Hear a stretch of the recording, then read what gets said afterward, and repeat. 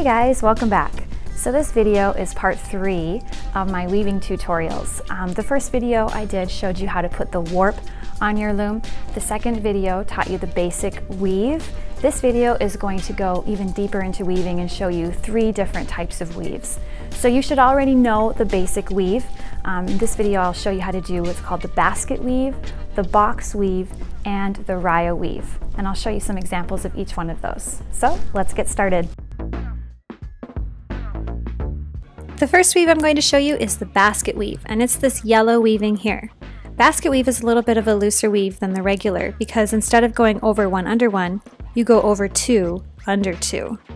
So I'll start by treating the first 2 as if they're 1, and then I'll go under the 3rd and the 4th string, and then continue to go over 2 and under 2 all the way across my loom. Once I get to the end, notice how I went under the last 2 strings. So this time when I do the second row, I'll go over them and do the opposite of what I just did. It's very similar to the regular weave. The only difference is instead of going over 1 under 1, you're going over 2 under 2.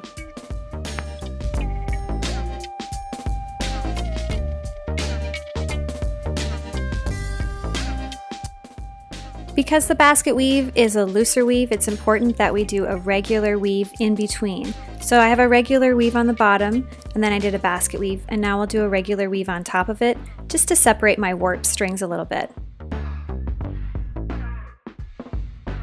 A box weave looks like this yellow and green weaving here, or you can get more intricate and creative, like I did down here with these boxes.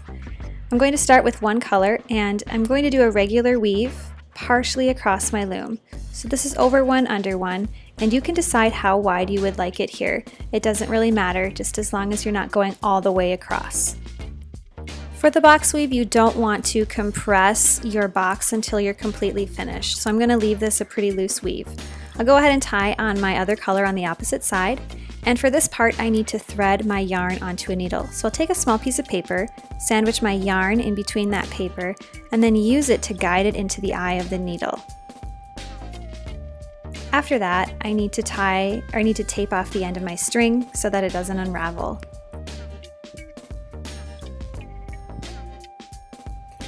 And then I will continue to do my regular weave all the way across.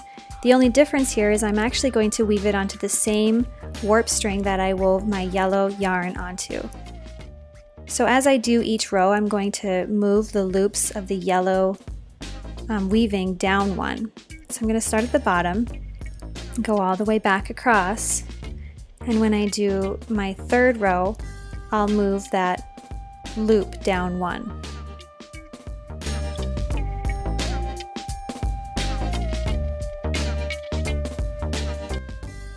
Now that I have my first 2 rows done, I'll go ahead and move my first yellow loop down 1 and continue to weave.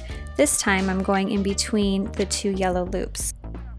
And then I'll just continue to weave until there's an even number of rows of my yellow yarn and my green yarn and they match up.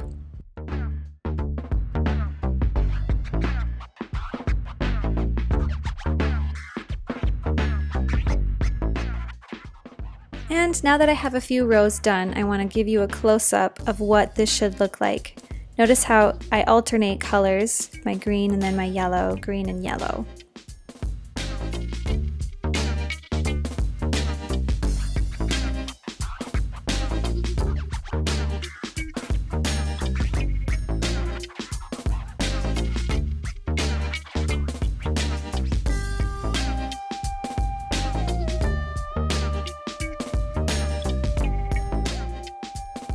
And just like your basket weave, I recommend doing a regular weave on top of your box weave once you're all finished.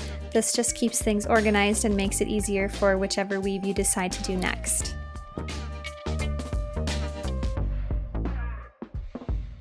An example of the Rya weave is this blue weaving that I have here. So of course this creates a lot of texture in your finished weaving. To begin your Rya weave, you're going to need to cut your yarn into equal strips. So I'm going to wrap yarn around 3 fingers, and you need quite a bit for this. And then I will unwrap it, but try to keep that loop and cut it at an even section on your loop. So that way they're all the same length.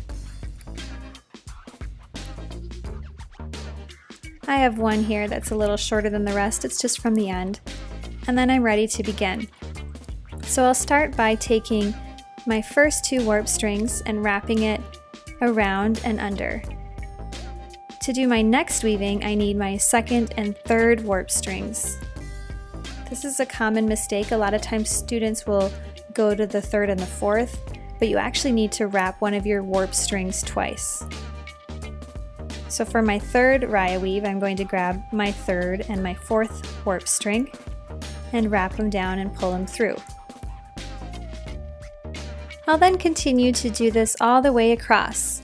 I don't really recommend doing more than 3 rows of the Rya weave without sandwiching it between a regular weave, just because it tends to pull your warp strings closer together and it can unravel if it doesn't have a regular weaving to hold it down.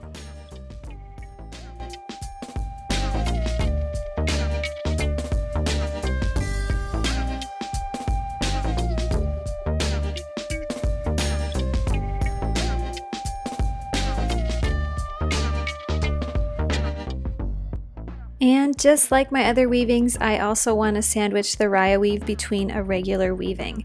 It's especially important for the Rya weave because these tend to unravel and the regular weaving kind of holds things together. And after you have that regular weave just to kind of hold things down, you can trim your Rya weaving if you're noticing there's a few stray edges that are a little too long. You can cut it a little bit shorter than I did in the video, but you don't want to go too close to the weaving or it will unravel. Now that you know all 3 of these different weaves, you can go ahead and get creative, especially if you have room on the end. I'm going to do a stepped box weave here, and you're welcome to try other shapes as well. I've had students do triangles, or you can try to do something else. Maybe you can get creative here. But you do want to try to use up the space that you have on your loom.